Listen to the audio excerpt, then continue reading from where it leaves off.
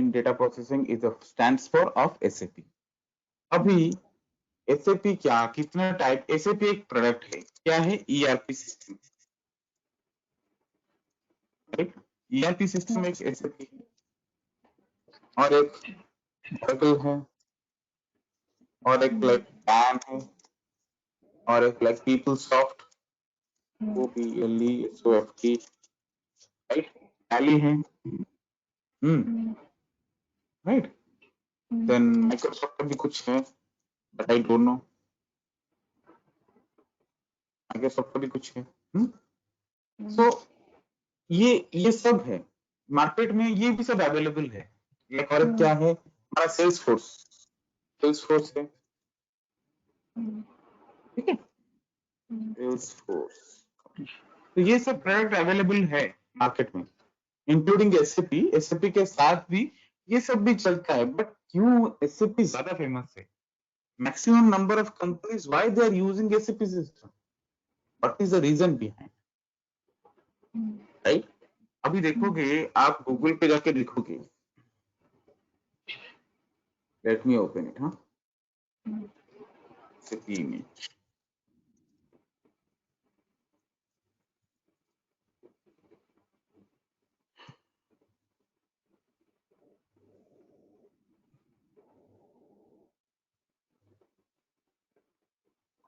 देखो SAP image दिख रहा है, राइट? ये एसएपी इमेज देख रहे हो, राइट? यहाँ तक जो पूरा कवर होते जा रहा है ना, पूरा कवर हो जाएगा, इस belongs to 100% all over the world, all over the world, ठीक है? ये अगर पूरा कंप्लीट हो जाएगा मतलब इसका साइन है जो, ठीक है? तो ये क्यों कराया जाता है एसएपी? तो ये एक्चुअली क्यों फेमस है? The reason is first of all Oracle भी है, बैन भी है, पीपलसॉफ्ट है, ये लोग क्या, ये सब सॉफ्टवेयर्स का कुछ लिमिटेशंस है, कुछ लिमिटेशंस है, बट एसएपी का बहुत कम एरिया में लिमिटेशंस है, बहुत रेयर एरिया में। ऑरेकल क्या है? ऑरेकल को आप जैसे डेवलप करोगे उसके हिसाब से चलेगा, ठीक है? बैन में it is very good for purchasing, very good for purchasing only, ठीक है? परचेसिंग का मतलब समझ रहे हो, जैसे कि हम लोग कुछ परचेस कर रहे हैं, वो ही सिनेरियोस के लिए, एडमिन के लिए बहुत अच्छा है बान, पीपलसॉफ्ट एचआर के लिए बहुत बढ़िया है, टैली अकाउंटिंग के लिए बहुत बढ़िया है, माइक्रोसॉफ्ट आई डोंट नो क्या है क्या नहीं है, सेल्स फोर्स सेल्स के लिए बहुत बढ़िया है, ठीक है? तो ये सब है। बट एसएपी में क्या है? एसएपी में आप जो भी बिजनेस प्रोसेस चाहते हो, it may be sales, it may be purchasing, may be like production, okay, it may be like accounting, controlling, right? जो भी चाहते हो वो चला सकते हो एसएपी में। एसएपी में अभी हम लोग क्या पढ़ने वाले हैं? किसका? MM module, right? MM module एक सिंगल मॉड्यूल है। टोटल कितना मॉड्यूल्स है एसएपी में? 260 समथिंग कुछ मॉड्यूल्स है, 260 समथिंग कुछ मॉड्यूल्स है। तो एक मॉड्यूल अच्छा खासा से अगर कोई बंदा अगर जानता है, रियल टाइम काम करने के बाद, 3-4 साल 5 साल काम करने के बाद ही वो अच्छी तरह से जान सकता है एक मॉड्यूल को, ठीक है? तो उससे पहले कंप्लीटली जानना बहुत मुश्किल है, क्योंकि बिकॉज एसएपी एक समंदर, ओशन होता है, समंदर होता है, ठीक है? ये होता है, ठीक है? तो अभी इसी की वजह से ही ये पॉइंट है। नेक्स्ट पॉइंट क्या है? आप अभी थोड़ी देर पहले बोले इंटीग्रेशन। इंटीग्रेशन ये हमारा एसएपी सॉफ्टवेयर में अवेलेबिलिटी है, जो कि ईच एंड अदर मॉड्यूल से इंटीग्रेट करता है। तो कैसे इंटीग्रेट करता है? कहां से कहां इंटीग्रेट करता है? ये करता है purchasing, sales to purchasing, purchasing to production, production to sales, then purchasing to sales, ये सब इंटीग्रेशन होता है, लिंक होता है। इसी के वजह से एसएपी फेमस है, ये मेन रीजन। और एसएपी का कितना प्रोडक्ट है? एसएपी का मार्केट में कितना प्रोडक्ट है? एसएपी का मार्केट में एक है SAP ECC, that is updated version is EHP 8. SAP S4 HANA updated version is 1909. Okay, then SAP Ariba, then okay, SAP Ariba हो गया, SAP B1 for business one, ठीक है, और हाँ SAP BI BW,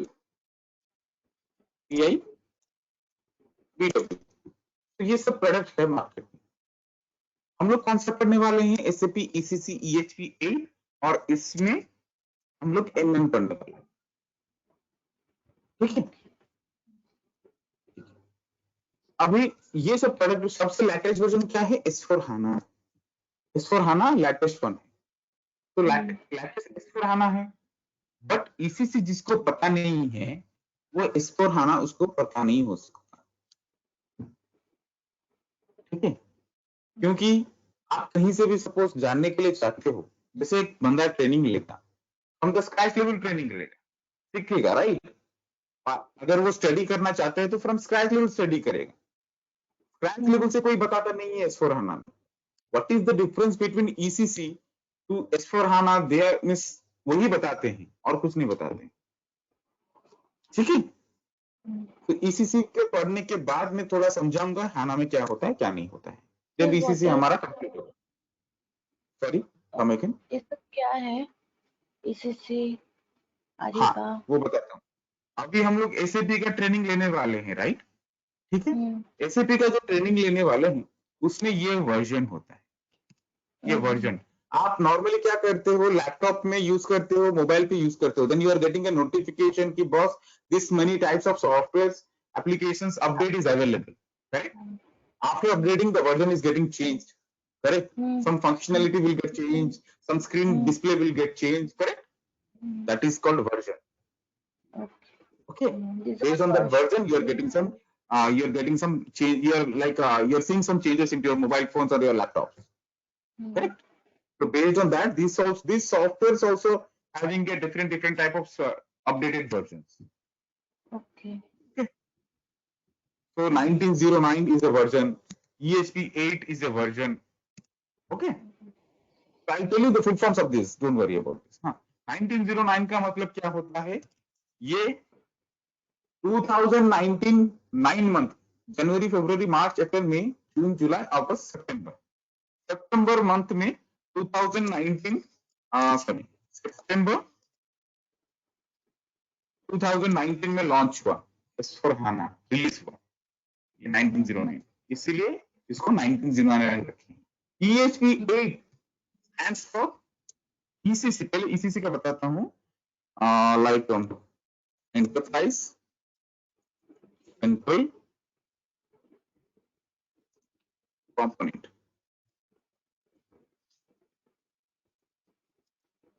ठीक है, एंटरप्राइज सेंट्रल कंपोनेंट। EHP 8 का क्या फुल फॉर्म है? EHP 8 है एनहांसमेंट पैकेज।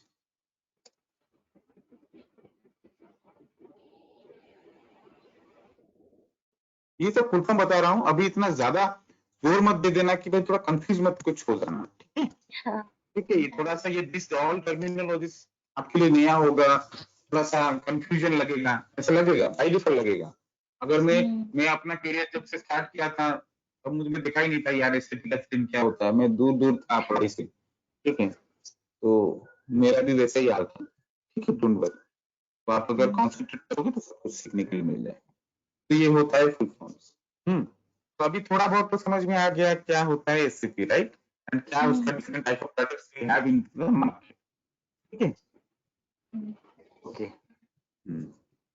नॉर्मली एससीपी में क्या होता है, एक सेकंड,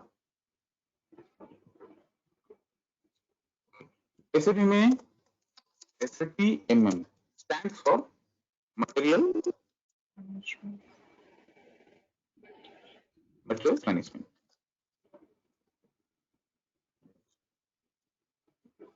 ठीक है, मटेरियल्स मैनेजमेंट, करेक्ट। सो मटेरियल्स मैनेजमेंट में क्या होता है, कैसे उसको परचेसिंग करें, परचेस करें, क्या करें, purchase goods and services, purchase goods and services. उसके बाद क्या होगा, where will store, inventory management. इसका मतलब क्या है, इन्वेंट्री मैनेजमेंट का मतलब क्या है बोलो। Inventory where we store or purchase goods and service.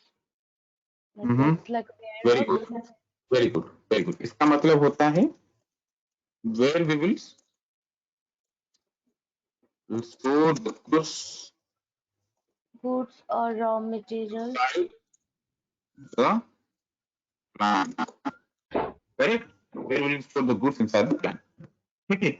वो कंट्रोल होता है, इन्वेंट्री मैनेजमेंट कंट्रोल करता है। So MM divided into two parts, one is equal to Sir, purchasing, your voice. Purchase goods and services, two, sorry क्या हुआ, आपका voice clear नहीं है।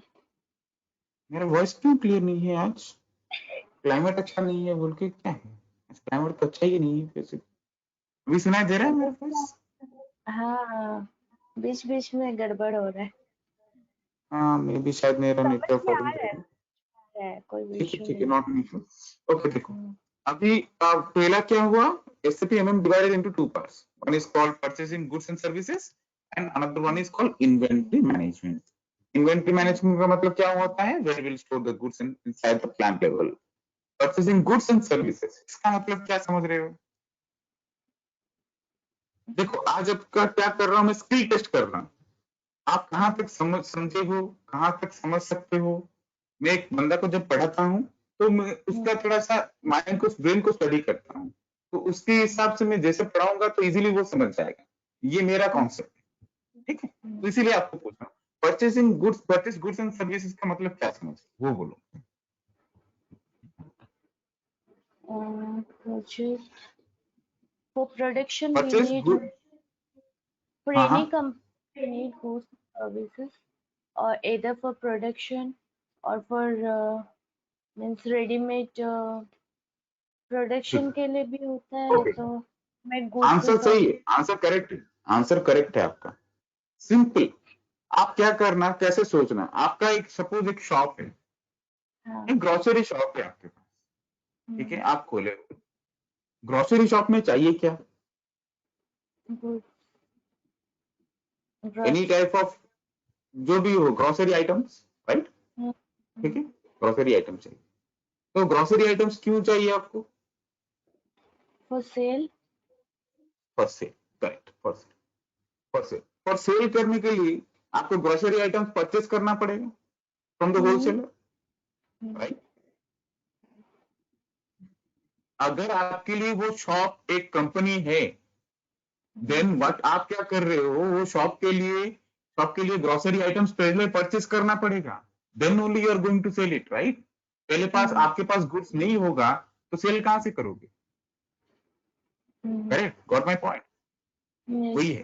तो नॉर्मली कोई भी कंपनी में आपका सेल्स अगर है तो परचेज रहेगा ही रहेगा, अगर परचेज है that is equal to M, okay, अगर परचेज है तो that is equal to M, simple, ठीक है। तो हम जहां से, जिससे हम लोग गुड्स परचेज करेंगे, सर्विसेज परचेज करेंगे, उसको क्या बोलते हैं, क्या बोलते हो आप क्या बोलते हो, मीन्स आप अगर आप जाओगे, आप ऑनलाइन ऑर्डर करोगे अमेजोन से, ठीक है, अमेजोन आपके लिए क्या, सेलर है, सेलर है, करेक्ट, इन सेलर, आप बोले सेलर है, correct, seller, in other terminology we call it as a vendor, vendor, ठीक है, राइट, जिससे आप खरीदते हो, कुछ भी सामान आप खरीदते और सपोज वेंडर के लिए आप क्या हो, अमेजोन के लिए आप क्या, customer, very good, right, vendor के लिए आप कस्टमर, सिंपल है। एसडी क्या करता है, सेल्स, सेल्स मॉडल क्या करता है, प्रोडक्ट सेल करता है टू द कस्टमर, MM का परचेसिंग पार्ट क्या करता है वेंडर से परचेस करता है, गुड्स परचेस करता है, ठीक है, यही होता है। अभी जब हम लोग परचेस कर दिए, अभी थोड़ा सा इन्वेंट्री मैनेजमेंट पे आते हैं।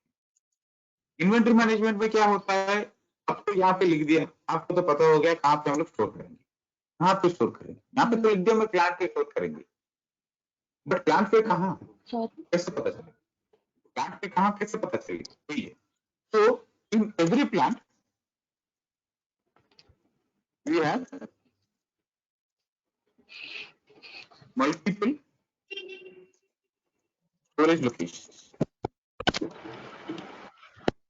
ठीक है, we have multiple storage locations, अरे दैट्स इट, ठीक है। तो ये स्टोरेज लोकेशन क्या होता है, हेलो सरिता, ओके, देखो इन्वेंट्री, हाँ इन्वेंट्री होता है, that is okay. Storage location का मतलब क्या होता है, आप प्लांट के अंदर, ये प्लांट के अंदर स्टोरेज लोकेशन है जहाँ की आप गुड स्टोर कर सकते हो। अभी प्लांट बहुत बड़ा manufacturing unit is called a plant, right, factory is called a plant, wherever the production is going happens, that particular place is called a plant, correct? So it means तो plant बहुत बड़ा area होता है, बहुत बड़ा area में एक plant होता है, बहुत बड़ा एरिया में होता है, तो ऐसा आप चल के भी घूमोगे तो थक भी जाओगे, इतना बड़ा एरिया होता है, तो मैन्युफैक्चरिंग यूनिट, तो वही मैन्युफैक्चरिंग कहाँ पे भी डाल देंगे क्या, अभी हम लोग यहाँ पे डेफिनेशन लेके we will store the goods inside the plant, but inside the plant एक स्पेसिफिक एरिया होता है या स्पेसिफिक स्टोर होता है, that is called a storage locations. Understood, समझ में आ गया, राइट, पूरा क्लियर है, इसमें कुछ भी कंफ्यूजन नहीं है, ठीक है, ओके। अभी आ जाते हैं परचेसिंग ऑर्गेनाइजेशन।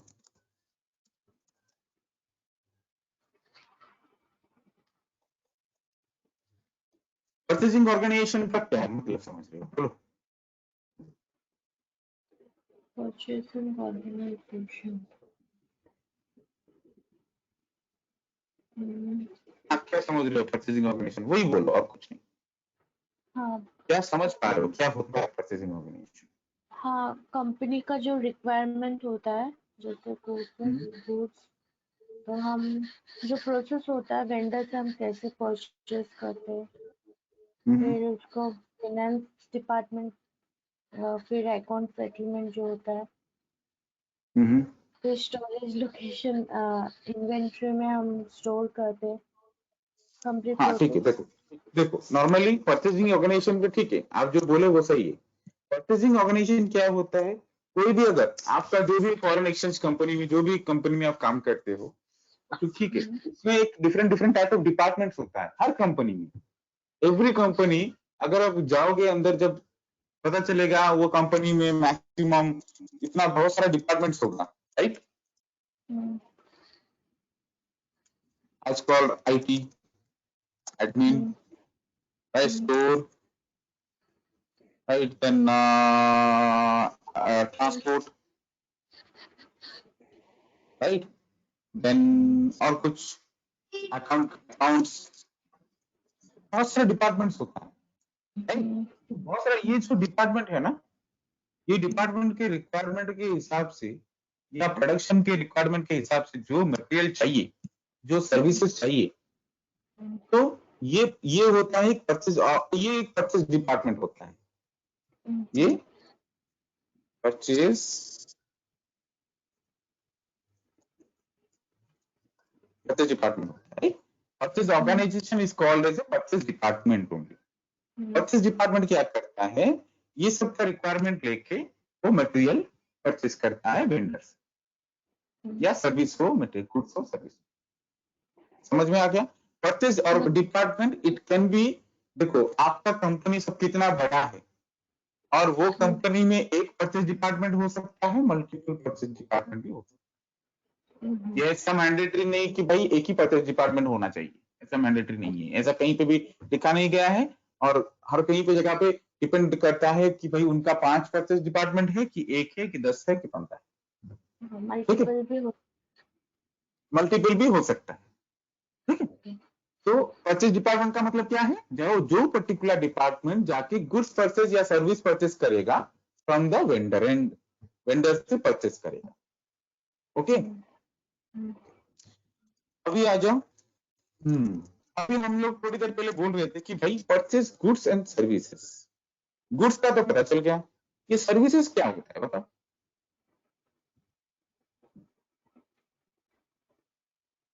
जो आप समझे वो बोलो, और नहीं तो मैं समझाऊंगा आपको।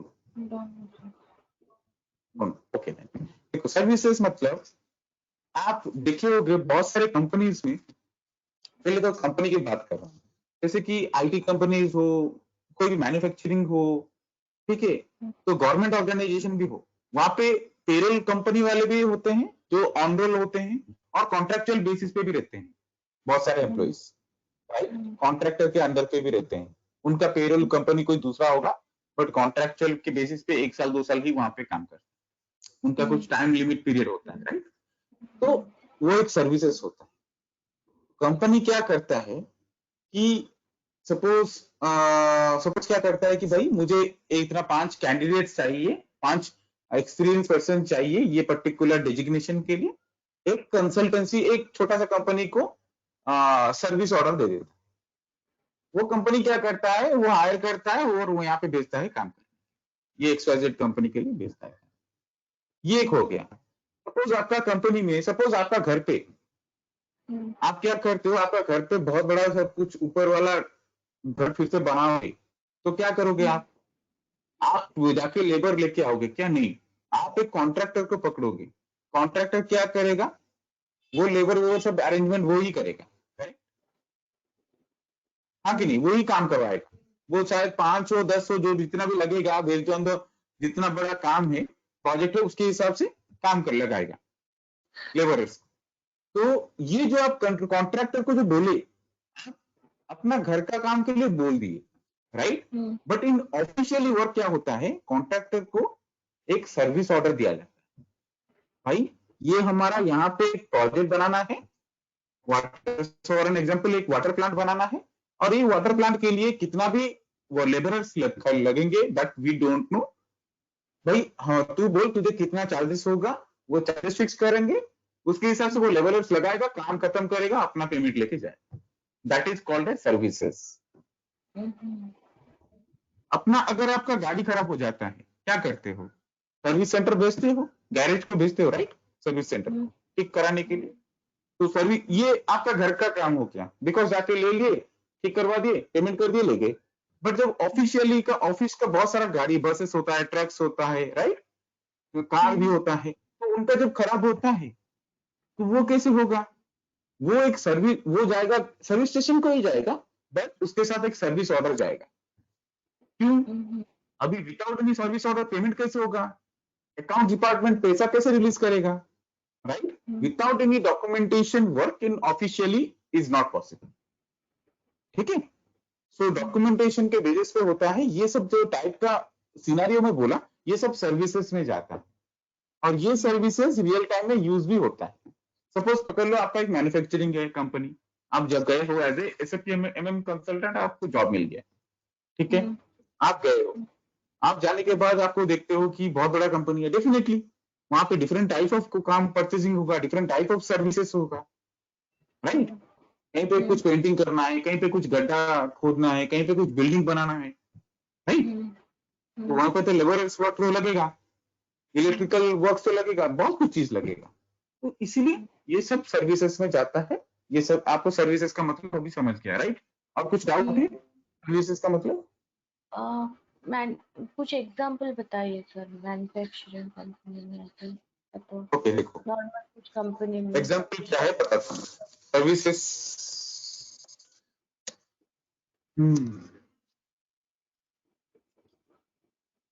या तो नॉर्मल सर्विसेज क्या होता है, सॉरी सॉरी लेकिन for an example painting works,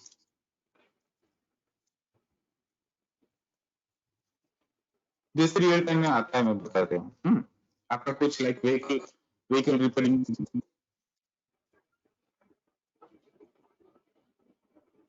then और कुछ बोल सकता हूँ for an example like pending work, repairing से प्रोजेक्ट वर्क, ये सभी होता है। जब मैं ये जो सर्विसेज का अभी मैं खाली आपको सिनेरियो बता रहा हूँ क्या होता है, बट एसएपी में कैसा प्रोसीजर कहते हैं वो आपको जब होगा तो तब टाइम लगेगा, तब आपको बताऊंगा। खाली सर्विसेज का मतलब समझा रहा हूँ फिलहाल के लिए, ठीक है? ओके क्या होता है सर्विसेज, ठीक है? तो आप एक काम करो, let me go to the Google and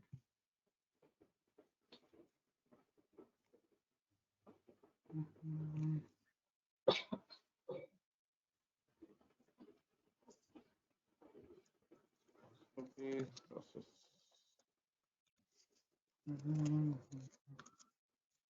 ये प्रोसेस में चलो देखो,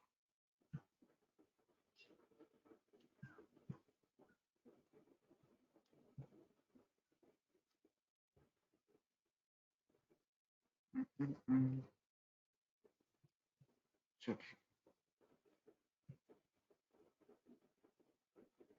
ये नहीं, ठीक है। मैं आपको काम करता हूँ, सर्विसेज का कुछ एग्जांपल्स आपको लिंक भेजता हूँ, ठीक है, व्हाट्सएप में, आप देख लीजिएगा, ठीक है, तो बेटर रहेगा। तो आप अभी मुझे बोलो सर्विसेज से क्या समझे हो, मैं जितना समझाए आपको सर्विसेज में क्या समझे, सर्विसेज क्या समझ में पाए वो बोलो, क्या समझ पाए आप मुझे ये बोलो, एक चीज बोलो कि आप कोई कंपनी में, आप ही के कंपनी में हो या कोई दूसरे के कंपनी में कॉन्ट्रैक्चुअल एम्प्लॉइज देखे हो, देखे हो, हाँ राइट? उसका मतलब क्या होता है? मतलब वो आपका कंपनी का पेरोल में नहीं होता है, राइट? कोई दूसरा का कंपनी का पेरोल में होता है, बट आपका कंपनी में काम करता है, करेक्ट? राइट।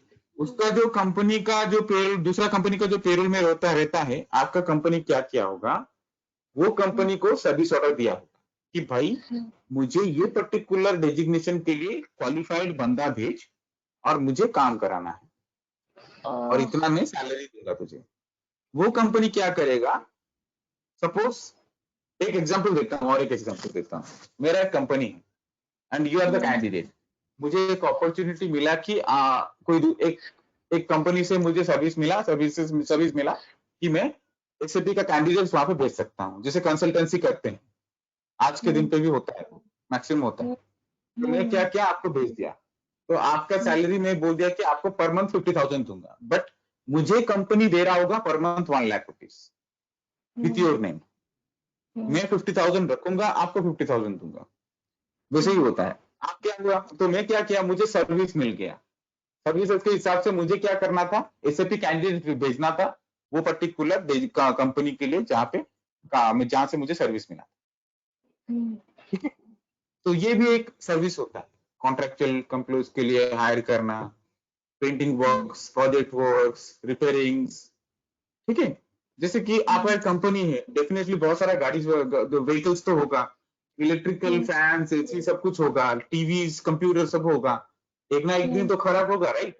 क्योंकि वो डेली रन होता है, खराब होगा, मेंटेनेंस होगा, तो मेंटेनेंस के लिए किसको भेजना है, भेजना पड़ेगा, राइट? वो सब चीज को नहीं तो बुलाना पड़ेगा वेंडर को, यार देख जो भी हुआ उसके बाद तू चार्जेस ले, वैसा होता है, डेफिनेटली वैसा ही होगा, ठीक है? Okay okay okay okay then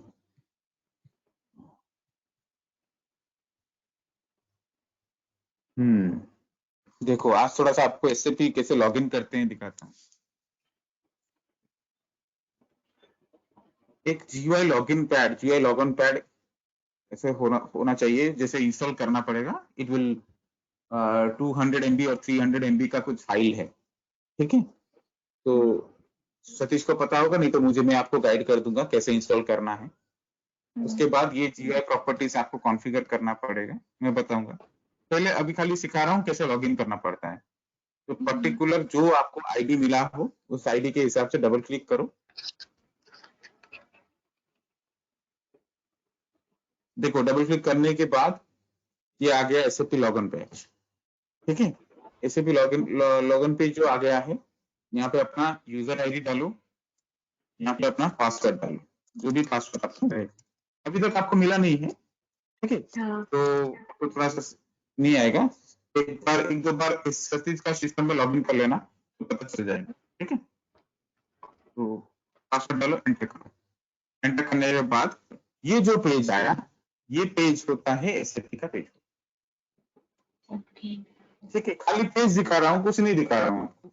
और मैं हाँ। कल आज आपको थोड़ा बहुत ही खाली बेसिक चीज पढ़ाया, कल मैं आपको वो और कुछ चीज भी पढ़ाऊंगा, उसके बाद में जाके स्टार्ट करें, ठीक है। तो ये देखो, अगर हम लोग का कॉन्फ़िगरेशन कहाँ पे होता है, मेन कॉन्फ़िगरेशंस जो ये होता है, यहाँ पे होता है,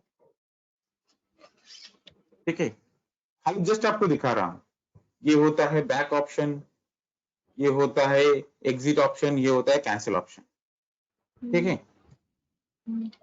अगर आपको कोई ये सपोज अगर आपको ये सेशन खोले हो, कोई तो दूसरा पेज पे हो, अगर आपको कोई न्यू ट्रांजेक्शन खोलना है with in the same page, तो आपको क्या करना पड़ेगा, स्लैश एन करके कोई दूसरा ट्रांजेक्शन कोड डालना पड़ेगा जो एग्जिस्टिंग होता है। तो वो क्या, स्लैश एन अगर मैं डालूं तो क्या होगा, स्लैश एन अगर मैं डालूं क्या होता है, तो वो करंट स्क्रीन को अपडेट कर देगा, करंट स्क्रीन को। देखो अभी मैं एंटर करूं, एंटर करता हूं, देखो चेंज हो गया, क्रिएट मटेरियल हो गया, राइट। अगर मुझे ये स्क्रीन पे रहना है, ये स्क्रीन के साथ और कोई दूसरा स्क्रीन खोलना है विद न्यू ट्रांजेक्शन, उसके लिए क्या करना है, वो with slash O NV exclusive हुआ, ये क्या करेगा, स्लैश ओ किया, अभी देखो पहले क्या किया था, स्लैश एन किया था, राइट, अभी स्लैश ओ कर रहा हूं, तो स्लैश ओ क्या करेगा, ये स्क्रीन वैसे ही रखेगा, इसके साथ ये ट्रांजेक्शन को लेके दूसरा एक नया स्क्रीन खोलेगा। देखो ये वेंडर रहा, नीचे देखो ये वेंडर रहा, ये मटेरियल है, ये वेंडर वेंडर, तो दोनों स्क्रीन, दोनों सेशन, ये नया सेशन ओपन किया विथ न्यू ट्रांजेक्शन। और ऐसा अगर स्लैश ओ को नहीं जाना चाहते हो, आप डायरेक्टली वैसा ओपन करना चाहते हो, then this is the option, you can click over here, you will get a new session, ठीक है। अगर आप डायरेक्ट उसको बंद, एक स्क्रीन को बंद, आप क्या करोगे, अभी एक स्क्रीन, जितना अभी कितना स्क्रीन खुला है मेरा, 3 स्क्रीन खुला है, 1 2 3, राइट। अभी मैं क्या करता हूं, मुझे एक स्क्रीन क्यों बंद करूंगा, अगर बंद करना है तो स्लैश NEX करोगे, तो जितना भी स्क्रीन ओपन हुआ होगा सब screen at a time close हो जाएगा, लॉग ऑफ हो जाएगा सिस्टम, हो गया लॉग ऑफ। अभी एसटीपी का कुछ स्क्रीन खोला है, खाली लॉग ऑन पैड खोला है, ओके तो ये बेसिक था, थोड़ा सा बताना चाहिए आपको, तो इसलिए मैं बता दिया। और ये सब चीज कैसे करना पड़ता है मैं आपको बताऊंगा। तो आज के लिए इतना ही मैं पढ़ा रहा हूँ, ज्यादा कुछ आपको 4 मिनट्स लाइक प्रेशर नहीं दे रहा हूँ ब्रेन पे। तो कल सेम 7 बजे ज्वाइन करेंगे, कल क्या है, हाँ ठीक है, कल एक बार ज्वाइन करते हैं, और उसके बाद मंडे टू फ्राइडे 7 AM, ठीक है। ओके ओके, सरिता और एक क्वेश्चन, समझ में आ रहा है, नहीं आ रहा है, आपको पूछना पड़ेगा क्वेश्चन। अगर आप हाँ बोल दोगे तो मुझे पता नहीं चलेगा कि आप समझ रहे हो कि नहीं समझ रहे हो, राइट। ये एक चीज आप अपना ब्रेन पे रख लेना और मेंटली सेटअप कर लेने के भाई हाँ मुझे समझ में नहीं आ रहा है तो मुझे चिन्मय को पूछना है, ठीक है, ठीक है, चलो ठीक है, मैं रिकॉर्डिंग सेशन भेजता हूँ आपको। Okay sir, bye.